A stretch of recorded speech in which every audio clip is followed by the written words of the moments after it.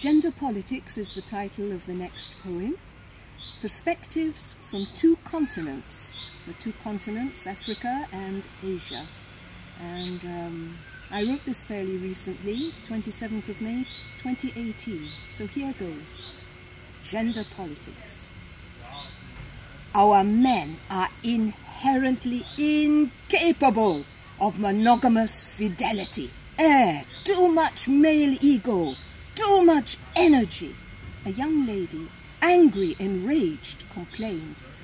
Well, he replied, with a grin mischievous, he who likes okra soup also likes egusi.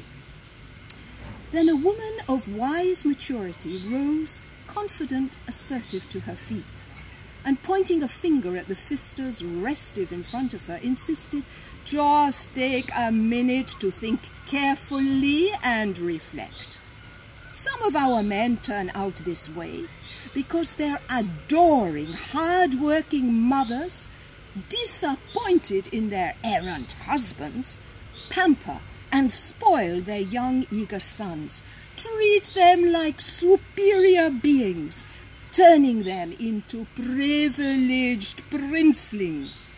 And by the way, my travels have taught me this problem is not exclusive to Nigeria or this great continent to which we belong.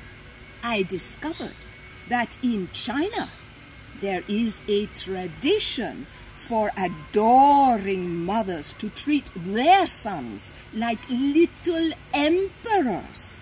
So this imbalance appears universal, a common problem in too many cultures. What then is the answer? Where the solution? It's no good expecting our princelings to abandon the sense of entitlement they are still taught to take for granted by patriarch fathers and doting mothers, perpetuating what needs replacing, what had no right to be there in the first place.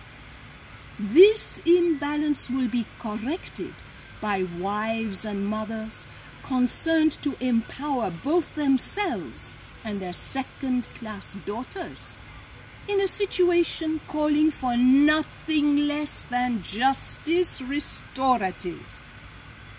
The young man, mischievous, now looked aghast, but the speaker continued to make her case, telling him, smiling, that her point of view was in essence inclusive, no way sexist, good for the country, just sound common sense.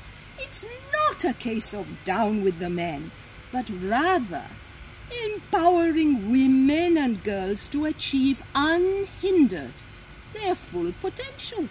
And this, I think, all people of goodwill, whether female or male, should be happy to accept, approve, endorse, support.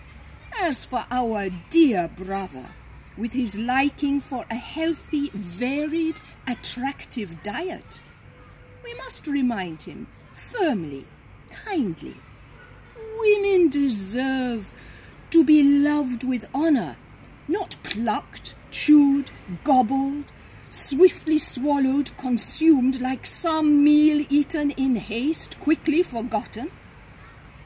The seminar ended with laughter and applause, for there are many ways to make a good point without causing offense to those you need to convince and hope to win to your cause. Note: my poem is dedicated to a northern Nigerian woman from Bauchi State. The characters in the narrative poem come from Imo, Anambra and Rivers states in the southeast of the country.